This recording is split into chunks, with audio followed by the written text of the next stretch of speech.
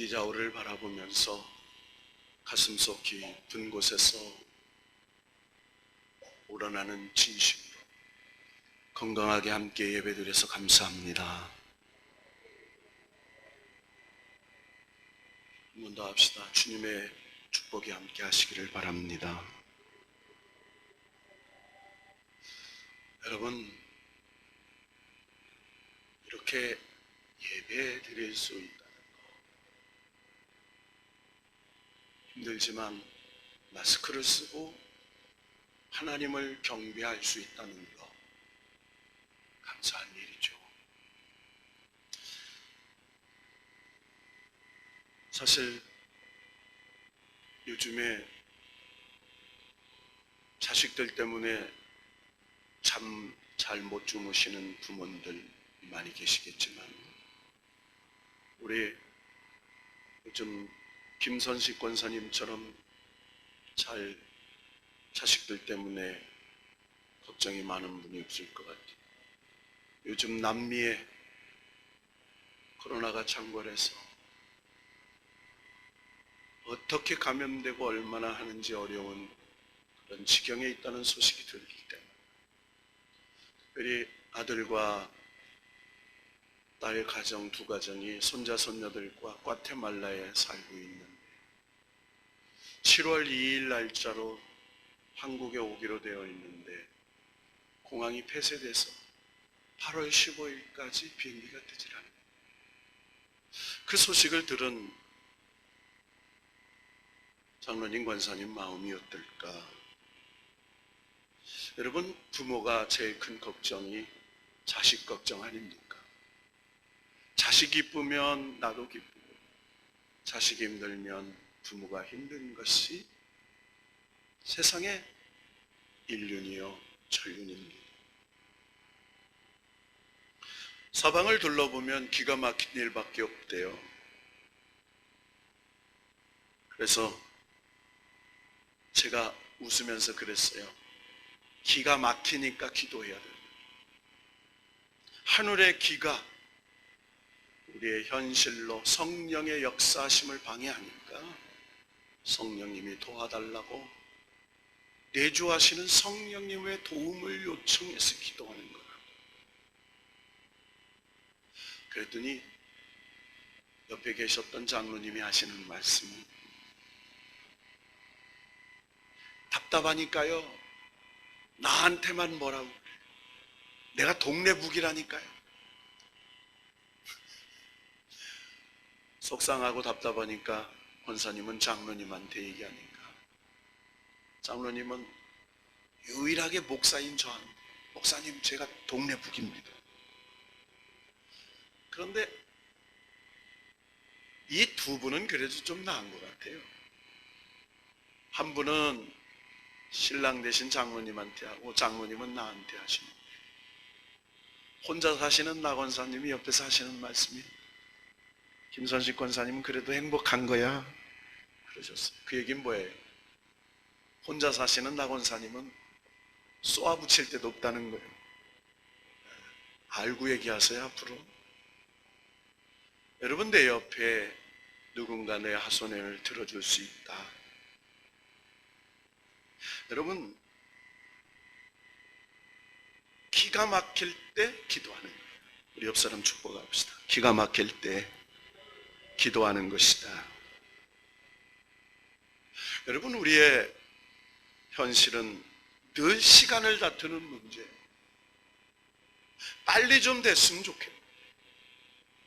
빨리 안전하게 왔으면 좋겠네. 빨리 좀 그 문제가 해결됐으면 좋겠는데, 빨리 좀 내 질병의 고통이 나았으면 좋겠는데, 늘 우리의 현실은 시간을 다투는 문제입니다. 배고픔, 그리고 괴로움, 슬픔, 아픔. 그런데 성경은 늘 우리에게 기다리라고 말씀합니다. 성경은 기다림의 책입니다. 많은 기다리는 사람들의 이야기가 소개되어 있습니다. 이스라엘 백성들이 애굽으로 손님으로 갔지만 나중에 노예 신세가 됩니다. 그들이 애굽을 떠나기까지 400년을 기다렸습니다.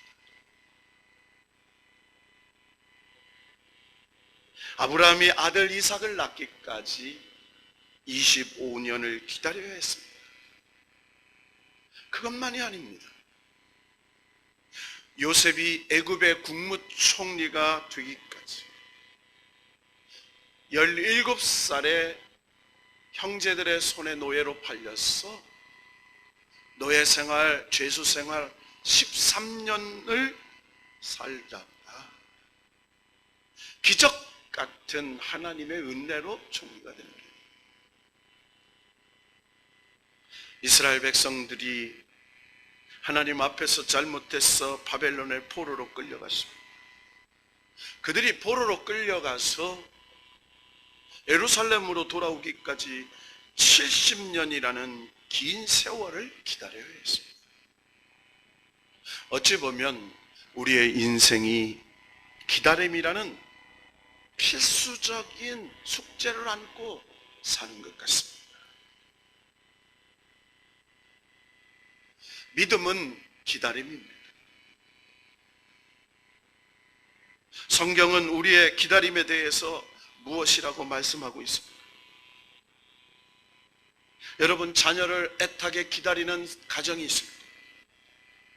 또 아파트 하나 분양받으려고 간절히 기다리며 살아가는 가정도 있을 겁니다. 지금은 월세 살고 있지만 전세로 갈 소망을 가지고 기다리는 분들도 있을 겁니다. 자기 집이 없는 분들은 자기 집을 살고 싶은 소망을 가지고 기다리는 분도 있을 겁니다.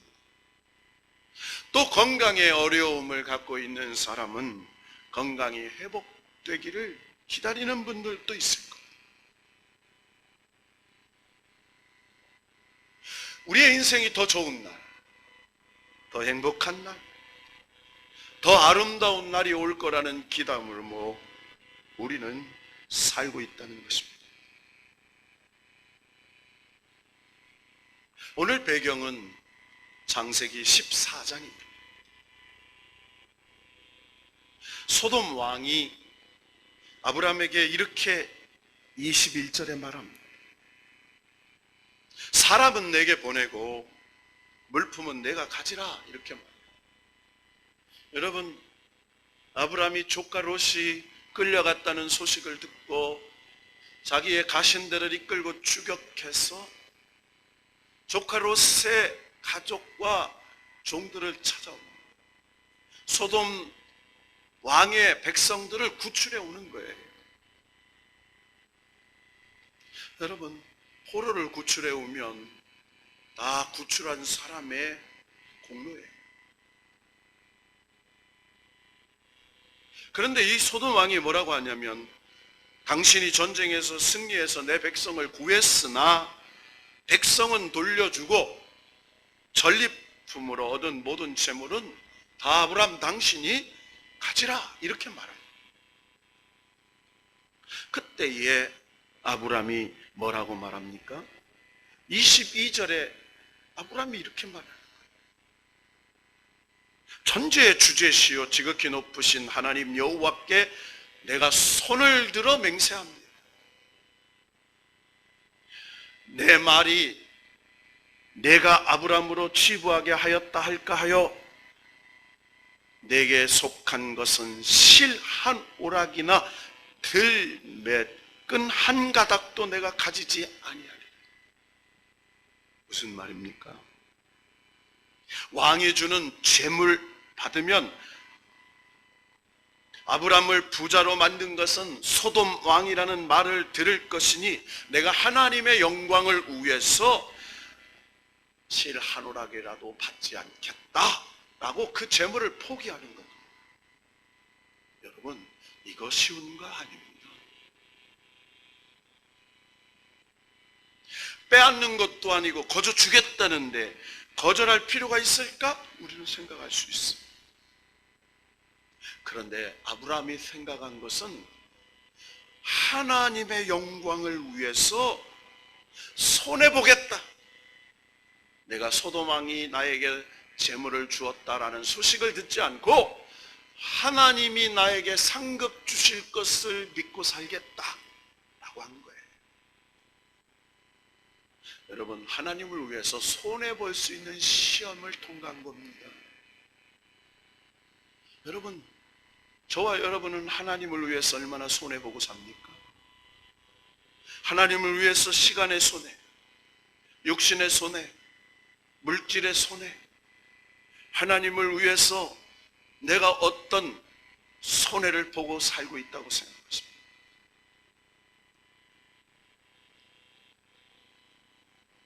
이 고백 후에 하나님께서 나타나신 거예요. 오늘 15장 1절을 한번 다 같이 읽어보십시다. 시작. 이후에 여호와의 말씀이 환상 중에 아브라함에게 임하여 이르시되 아브라함아 두려워하지 말라. 나는 내 방패요 너의 지극히 큰 상급이니라.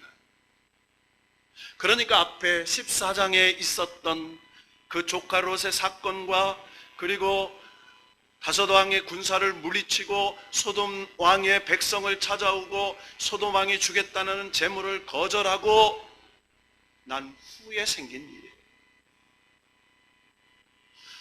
그때의 아브라함의 상태가 어쨌는지 하나님이 설명하고 있는 거예요. 아브라함아 두려워하지 마라. 이 말은 지금 아브라함은 두려움에 빠져 있다는 거예요. 여러분 생각해 보십시오. 아브라함은 나그네입니다. 아브라함의 고향은 갈대아 우르입니다. 본토 친척 아비집이 그곳에 있습니다. 아브라함을 도와줄 사람은 아무도 없습니다. 특별히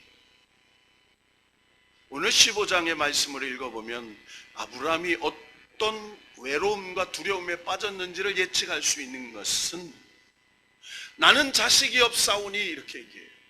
뭐가 없다고요? 여러분 고대에는 자식이 힘이었어요.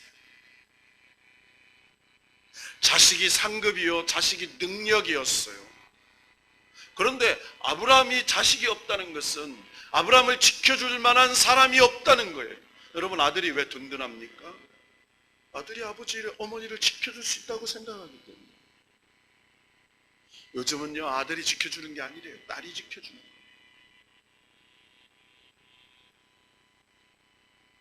아들들 서운해하지 마세요. 저도 아들만 둘입니다만.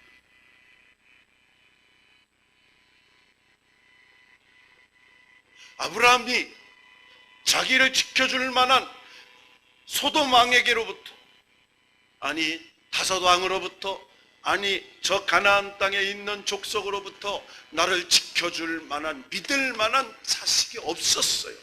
아브라함이 두려움에 빠졌다. 그때 하나님이 아브라함에게 환상 중에 임하여 말씀하십니다. 아브라함아 두려워하지 마라.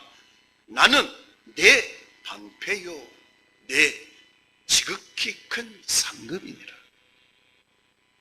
여러분 하나님이 저와 여러분의 방패가 되시고 하나님이 저와 여러분의 지극히 큰 상급이 되시기를 주의 이름으로 축원합니다.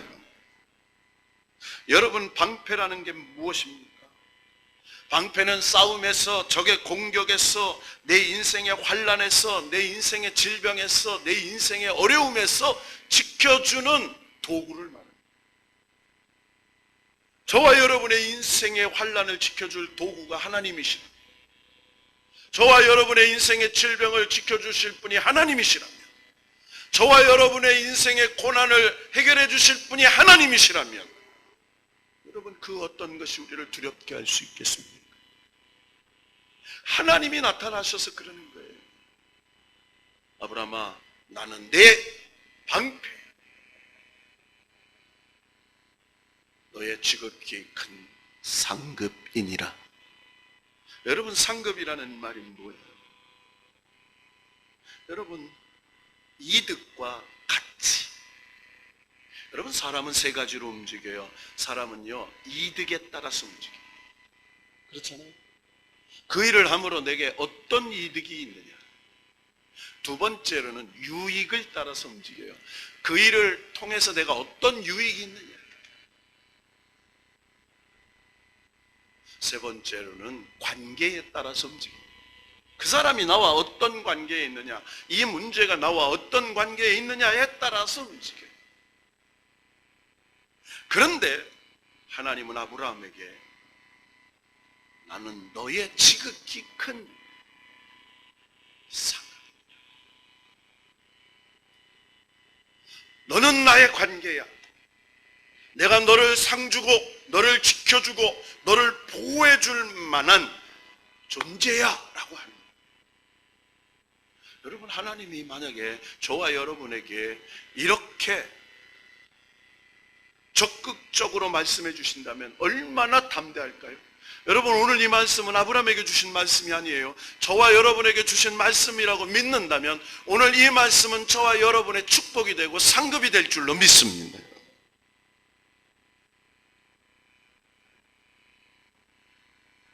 여러분, 이 말씀을 받은 후에 아브라함이 뭐라고 고백하는지 보세요. 2절을 한번 읽어보십시다. 시작. 아브라함이 이르되 주 여호와여 무엇을 내게 주시려나이까? 나는 자식이 없사오니 나의 상속자는 이 다메섹 사람 엘리에셀이니이다. 여러분, 이 말은 하나님이 나 방패가 되고 내 상급이 되신다고 하는데 뭘 주시려고 하죠? 여러분, 우리는 늘 현실적인 얘기를 하는 겁니다. 여러분, 우리가 인생을 살면서 현실을 떠나서 살 수 있나요? 아니에요. 현실을 떠나서 살 수 없어요. 문제를 떠나서 살 수 없어요. 내 질병과 내 삶의 문제를 떠나서 살 수 없어요. 이것은 우리의 현실적인 문제예요. 아브라함은요, 하나님 앞에 솔직히 얘기한 거예요. 하나님, 내게 무엇을 주시려고 합니까? 여러분, 인생에 고민이 있으세요? 기가 막히세요? 하나님 앞에 아브라함처럼 얘기해 보세요. 주님, 내게 무엇을 주시려고 합니까? 하나님은 어느 때입니까? 어떤 방법으로 주시려고 합니까? 어떻게 역사하시려고 합니까? 물어야죠. 여러분은 하나님의 생각은 내 생각과 달라요. 하나님의 길은 내 길과 다릅니다. 하나님의 방법은 저와 여러분의 방법과 달라요. 믿습니까? 저와 여러분의 생각과 여러분의 계획과 달라요. 그래서 하나님이 있습니다.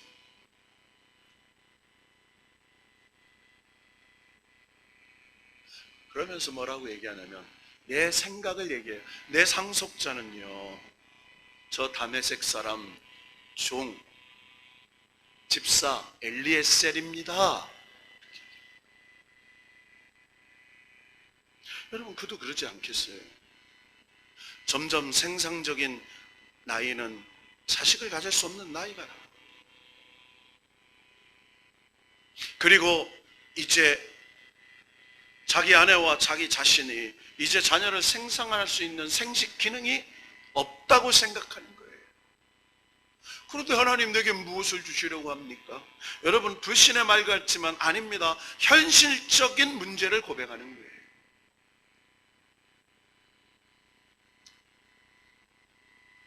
그러면서 뭐라고 탁 얘기를 하면 3절에 주께서 내게 씨를 주시지 아니하셨으니 내 집에서 길린 자가 내 상속자가 될 것입니다. 여러분, 이 말의 의미는 창세기 12장에 올라가서 우리가 말씀을 묵상해 보면 알 수 있어요. 창세기 12장에 하나님이 뭐라고 말씀하십니까? 분명히 이렇게 말씀하시죠. 창세기 12장 2절에 내가 너로 큰 민족을 이루고 내게 복을 주어 내 이름을 창대케 하리니 너는 복이 될지라. 여러분, 민족을 이루겠다는 말은 내 자녀가 번성한다는 거예요. 부족도 아닙니다. 민족이에요. 그리고 창대케 해줄 만큼 수많은 후손들을 주시겠다고 한 거예요. 그런데 아브라함은 이 말씀을 믿고 갈대아 우르를 떠났어요. 하란을 지켜서 가나안 땅에 왔어요. 그리고 하나님께서 애굽에서 어려움을 겪을 때 지켜주시고 보호하셨음을 믿었어요. 그러나 이 창세기 15장 3절은 하나님, 도대체 내게 주시려고 한 약속의 씨는 주셨습니까? 언제까지 기다려야 합니까? 라는 단언의 말씀이에요. 여러분, 우리의 신앙의 갈등은요, 언제까지입니까 도대체? 얼마나 믿어야 되죠? 얼마나 기다려야 돼요? 어떻게 믿어야 됩니까? 라고 하는 자기 생각과 하나님의 말씀이 충돌할 때 나타나는 거예요. 그래서 현실과 믿음은 달라요. 자, 그런데 이렇게 현실적인 이야기를 하는 아브라함에게 하나님이 4절에 이렇게 말씀을 합니다. 다 같이 한 목소리를 읽읍시다. 시작. 여호와의 말씀이 그에게 임하여 이르시되 그 사람이 내 상속자가 아니라 내 몸에서 날 자가 내 상속자가 되리라 하시고. 할렐루야. 여전히 하나님은 내 몸에서 난 씨가 내 상속자가 될 거야.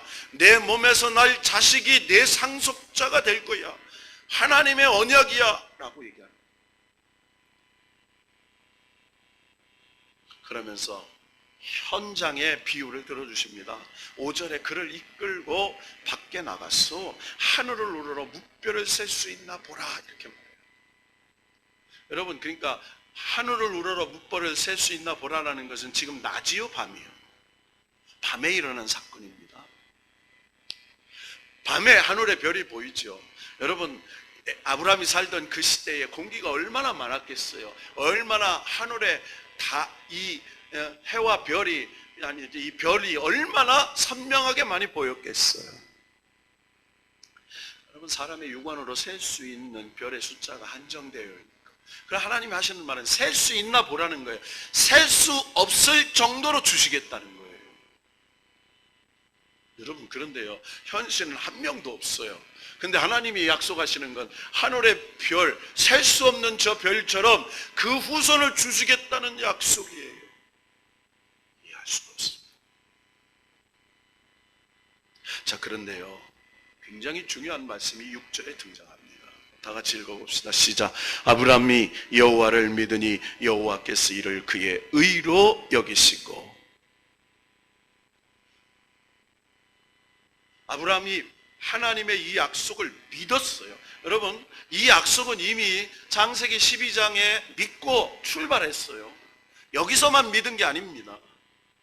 자, 15장에 와서 세월이 지난 후에, 그래요, 하나님, 제가 또 믿음을 놓쳤군요. 하나님께서 저 놀라운 하늘의 별을 보여주시면서 장다케 하고 번성케 하시겠다는 약속의 말씀을 제가 믿습니다 라고 고백했어요. 그랬더니 하나님이 이 아브라함의 믿음을 의로 여기시고 힐사보 인정해 주셨어요. 여러분, 우리의 믿음은 다른 게 아니에요. 하나님이 인정해 주시는 거예요. 여러분, 하나님이 저와 여러분을 늘 인정해 주실 줄로 믿습니다. 뭐가 믿음이 우리에게 있는 게 아니에요. 믿음은요, 우리에게 있는 게 아니에요. 인정해 주셔요. 자, 여기까지가 창세기 15장에 하나님께서 첫 번째 주시겠다는 언약이에요. 자, 두 번째 언약이 7절부터 시작이 됩니다. 자, 하나님께서 또 그에게 이르시되 나는 이 땅을 내게 주어 소유를 삼게 하려고 너를 갈대아인의 우르에서 이끌어낸 여호와라. 자, 뭘 주시겠다고요? 땅을 주신다는 거예요. 우리 옆 사람 축복을 합시다. 하나님이 땅을 소유로 주시기를 축복합니다. 할렐루야. 땅을 소유로 주겠다고 여러분요, 옛날에 가장 중요한 자산은 땅이에요. 땅은 터전입니다. 그 땅은 생명을 지킬 수 있는 근본이에요. 지금 아브라함은 나그네 신세입니다. 이 가나안의 본토배기가 아니에요. 언제든지 누구 손에서 어떻게 죽임을 당할지 모르는 그런 불안정한 상태에 있습니다. 그의 본토는 갈대 우르입니다.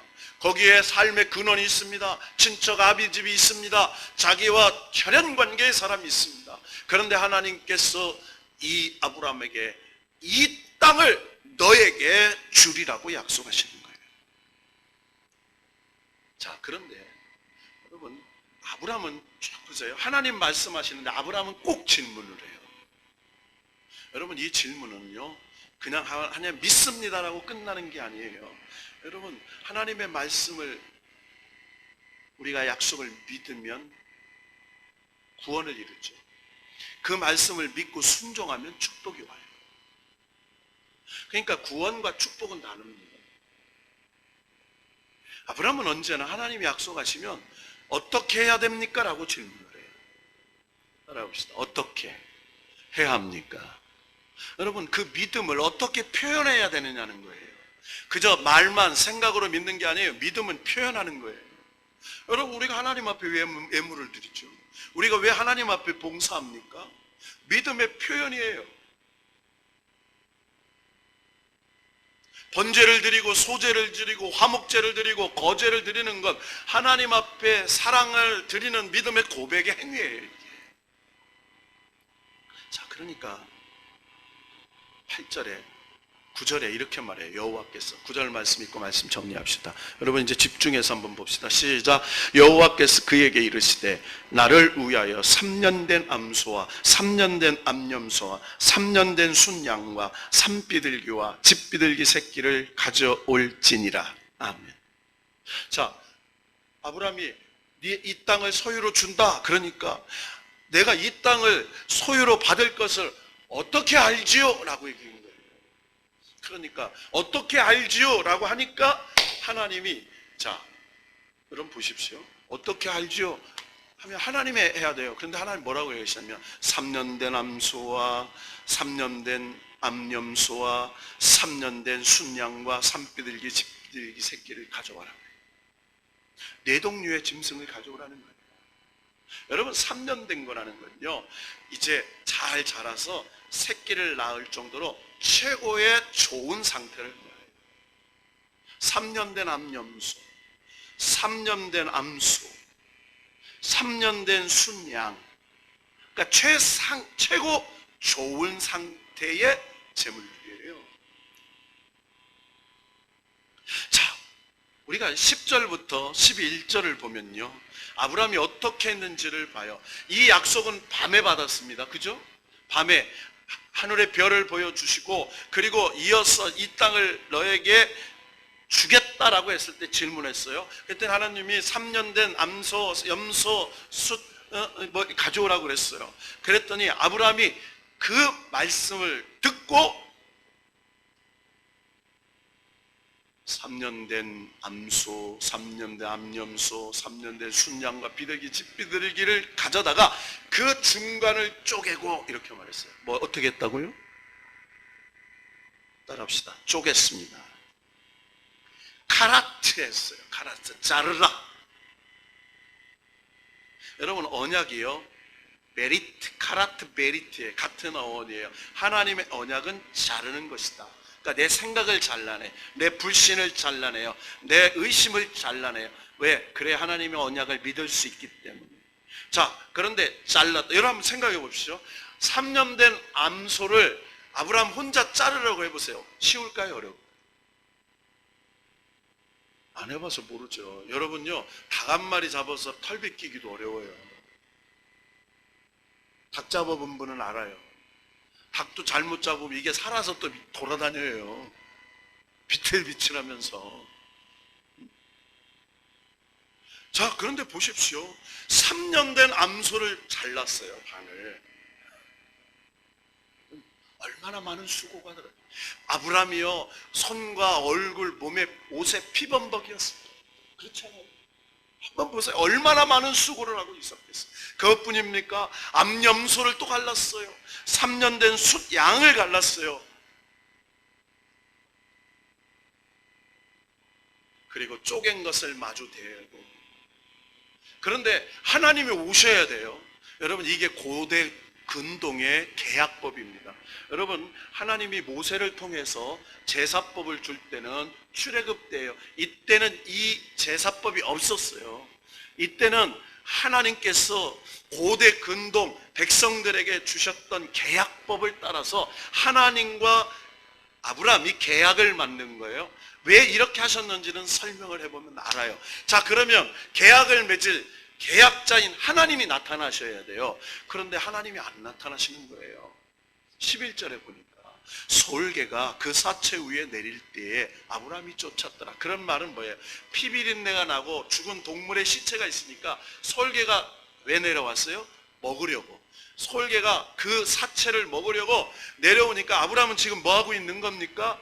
그 솔개를 쫓고 지금 못 오게 한 거예요. 여러분, 지금 소, 염소, 양 쪼개고 휘범버이가 됐는데 그 뜨거운 태양에 낮에 솔개 새들이 와가지고 그 사체를 먹으려고 덤벼드는 그 때에 얼마나 피곤했겠어요. 그죠? 그런데 아무리 솔개를 쫓아도 하나님이 안 오세요. 언제 하나님 오시나요? 12절에 해질 때에 아브라함이 깊은 잠이 임하고 큰 흑암과 두려움이 그에게 임하였더니, 이렇게 나와요. 따라합시다. 흑암과 두려움. 여러분, 이 흑암과 두려움은 하우스잖아요. 불확실한 미래, 불확실한 삶의 실존, 이걸 얘기하는 거예요. 내 미래가 불확실해. 내 내일이 불확실해. 여러분, 우리는 얼마나 불확실하게 삽니까? 겨우 마스크 한 장 쓰면서 살아요. 어떻게 될지 몰라요. 여러분, 의심의 시대에 살고 있잖아요. 우리 목사님이 모임에 가셔서 혹시 바이러스를 옮겨오지는 않을까? 어느 장로님이 그러시대요. 어느 교회 목사님한테 와서, 목사님, 요즘은 외출을 좀 삼가해 주세요.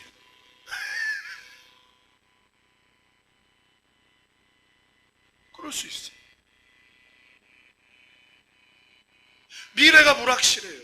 여러분, 두려움과 흑암이 깊었어요. 그런데 너무 지쳤어요. 소도 잡고 염소도 잡고 양도 잡고 솔개 쫓다 보니까 육신이 지쳤어요. 깊은 잠에 빠졌을 때 하나님이 찾아오셨어요. 자, 그런데요, 참 말씀이 기가 막힙니다. 13절을 읽어보실까요? 시작. 여호와께서 아브라함에게 이르시되 너는 반드시 알라. 내 자손이 이방에서 객이 되어 그들을 섬기겠고 그들은 400년 동안 내 자손을 괴롭히리니 그들이 섬기는 나라가 내가 징벌할지며 그 후에 내 자손이 큰 재물을 이끌고 나오리라. 아멘. 여러분, 무슨 얘기입니까? 여러분, 하나님께서 암소 잡고 암염소 잡고 순양 잡고 계약하시는 가운데 잠이 들었는데 하나님은 확 임하셨어요. 한 계시를 보여주시는데 하시는 말씀이 내 자손이 이방에서 객이 되고 그들을 섬기고 400년 동안 내 자손을 괴롭히고. 아니, 땅 주신다고 했잖아요. 그래서 소 잡으라고 해놓고 염소 잡으라고 해놓고 양 잡으라고 해놓고 오시는 말씀이 자손은 주신다고 했으니까. 그런데 400년 동안 이방에서 객이 되고 내 자손을 괴롭히리니, 이게 무슨 청천날벼락 같은 얘기. 몇 년 동안이요? 몇 년 동안? 하나님 맞습니까? 여러분, 이래야 돼요. 400년이요?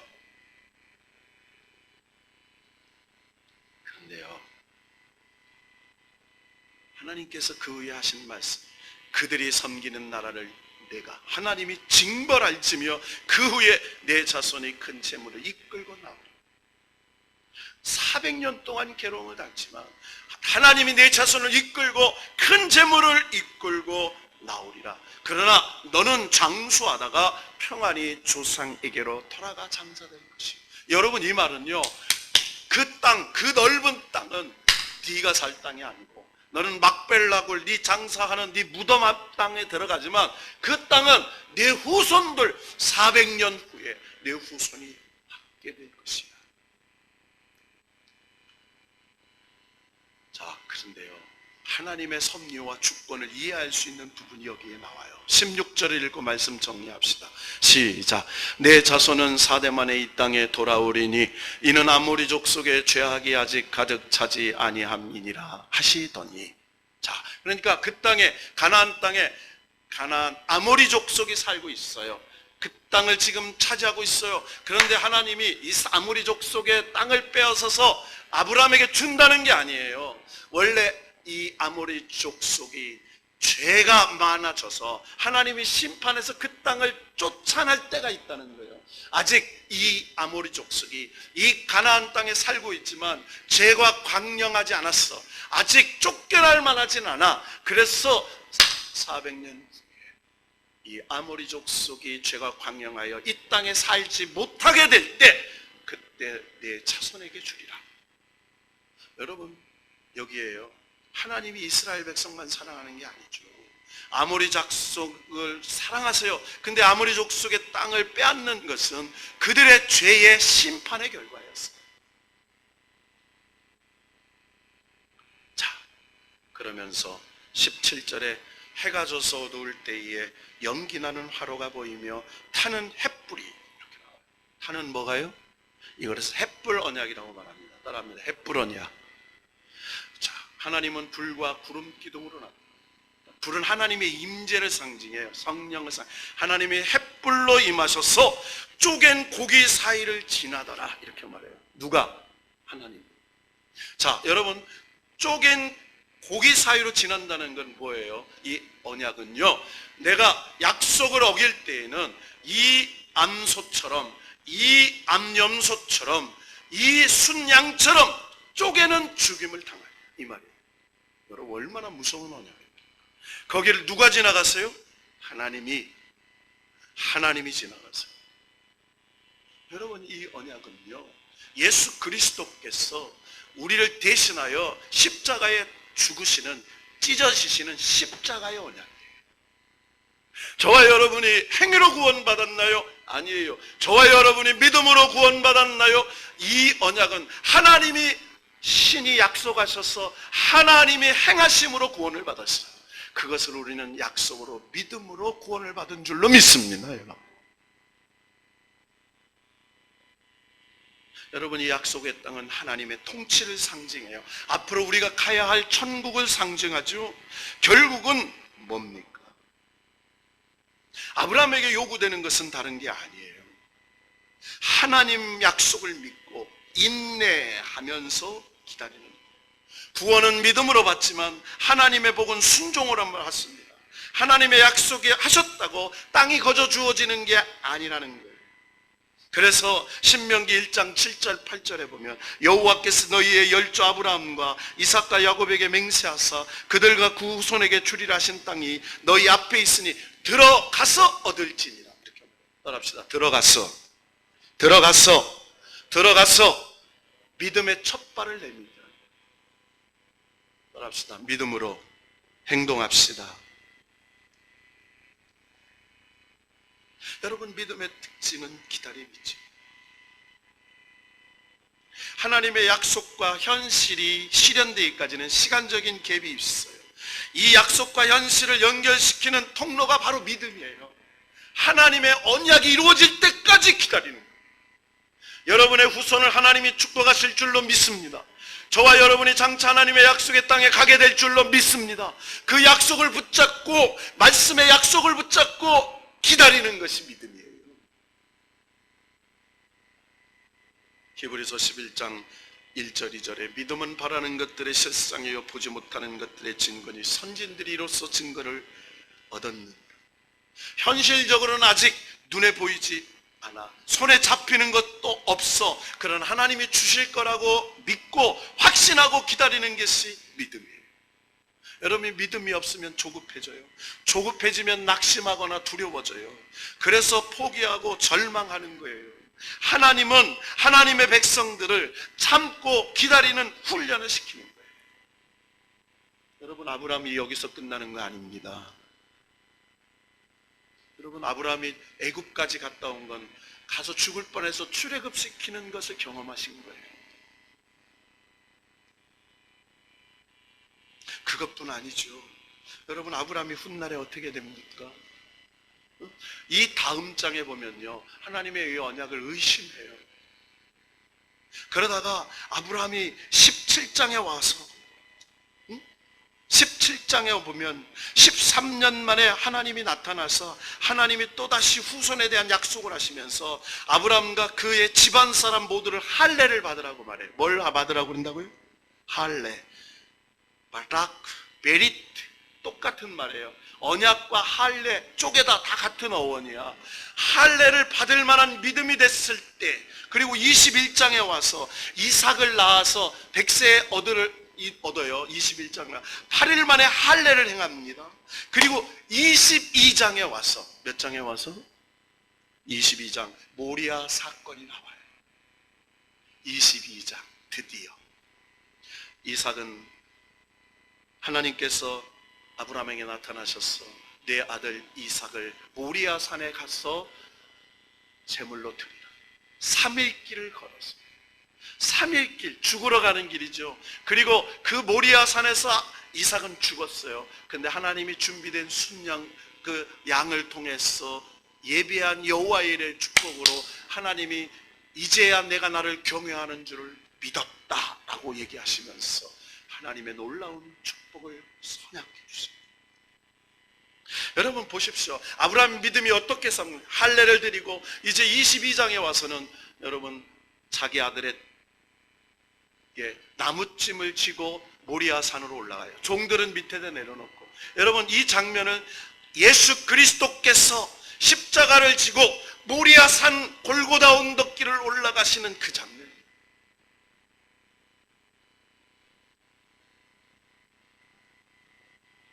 결국은 이삭 대신에 어린 양을 잡지요. 이삭은 아버지 손에 들린 칼에 죽임을 당한 예수 그리스도를 상징해요.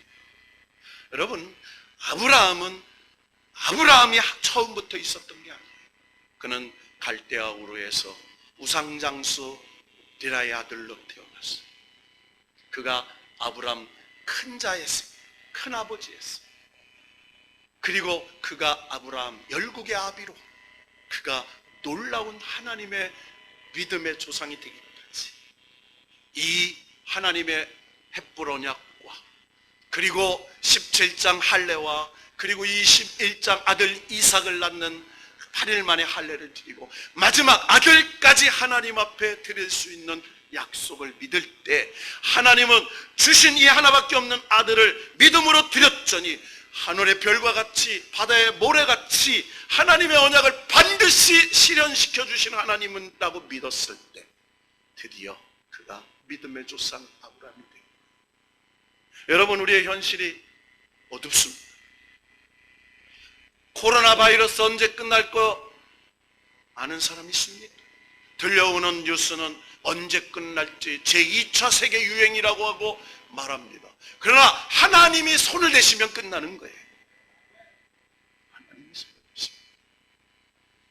우리는 이 어려운 환경적인 어려움을 어떻게 할까? 환경적인 어려움으로 끝나는 게 아니에요. 경제적인 위기가 닥쳐요. 앞으로 우리는 미래는 어떻게 될까? 우리의 자녀들은 학교도 마음대로 못 가고 그리고 코로나 학번이라고 하는 이 어려운 시대에 우리의 자녀들은 어떻게 될까? 여러분 우리는 이렇게 질문해야 돼요.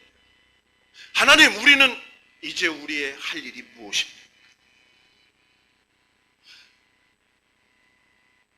그때 예수님께 이렇게 물었지. 예수님 우리가 어떻게 하여야 하나님의 일을 할 것인가 물었어요. 그렇죠? 그때 예수님께서 요한복음 6장 29절에 이렇게 말씀했어요. 자, 그 말씀 읽고 말씀 마칩시다. 요한복음 6장 29절.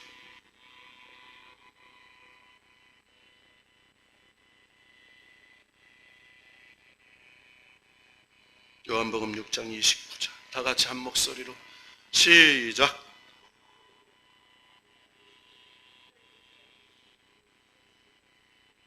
할렐루야. 하나님이 보내신 자를 믿는 것이 하나님의 일입니다. 끝까지 믿기만 하면 아브라함을 통하여 주신 모든 약속이 저와 여러분을 통하여 성취되신다는 말씀이에요.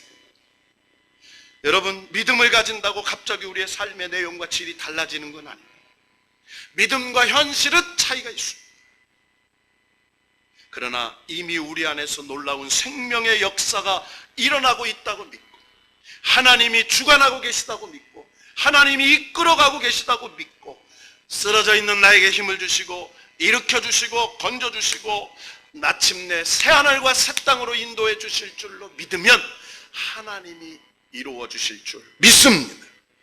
그래서 우리 성도의 삶은 날마다 예수 그리스도의 십자가와 은혜를 경험하는 삶이에요.